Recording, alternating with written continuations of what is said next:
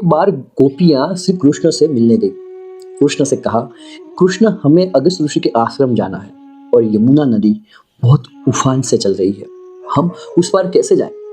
श्री कृष्ण ने गोपियों से कहा कि गोपियों, यमुना से जाके बोलो कि अगर श्री कृष्ण पूरी तरह पूर्ण ब्रह्मचारी हैं तो हमें रास्ता दो।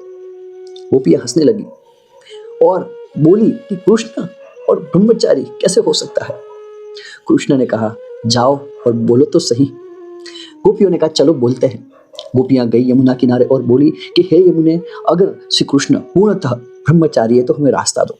और देखते ही देखते यमुना दो हिस्सों में बट गई और बीच से रास्ता दिया। गोपियां स्तब्ध हो गई और वो फिर उस पार गई अगस्त ऋषि के आश्रम और अगस्त ऋषि को भोजन कराया। वो अगस्त ऋषि के लिए भोजन लेके गई थी। अगस्त ऋषि को भोजन करवा के वो वापस आ रही थी तो देखा यमुना फिर से ऐसे की ऐसे बह रही है। वापस अगस्त ऋषि के पास गई। अगस्त ऋषि से बोला कि अब क्या करें, अब कैसे जाएं?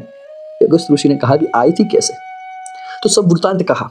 तो अगस्त ऋषि हंसने लगे और अगस्त ऋषि ने कहा कि अब ऐसा करो कि यमुना से जाके कहो कि यमुना, अगस्त ऋषि आजीवन निराहारी बिना खाए रहे हैं तो हमें रास्ता दो। गोपियां शौक हो गई, अभी तो आपने खाना खाया है, ऐसा कैसे हो सकता है? अगस्त ऋषि बोले कि नहीं, तुम जाके बोलो तो सही। फिर भी उन्होंने देखा कि चलो बोलते हैं।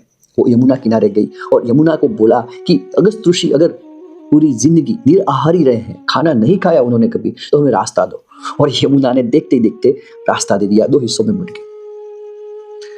गोपियां चकरा गई, ऐसे कैसे हो सकता है? वो तुरंत कृष्ण के पास वापस गई। कृष्ण से पूछा कि ये कैसे हो रहा है, क्या है? कृष्ण ने कहा कि मैं आप सब लोगों से प्रेम भाव से जुड़ा हूं, इसीलिए मैं पूर्णतः ब्रह्मचारी हूं।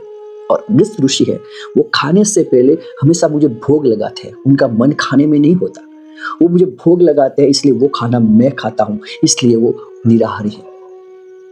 आजकल कृष्ण के बारे में जैसा तैसा कोर्स वगैरह, शायरियाँ, गजल्स, वो तो तोड़ मोड़ के कुछ ना कुछ बना देते हैं लोग। ये सब आजकल गलत हो रहा है। कृष्ण को जानना है तो एक बार श्रीमद् भगवत गीता पढ़ें या श्रीमद् भागवत पढ़ें या उन्हें सुने, तभी पता चलेगा कि कृष्ण क्या है। हरे कृष्णा।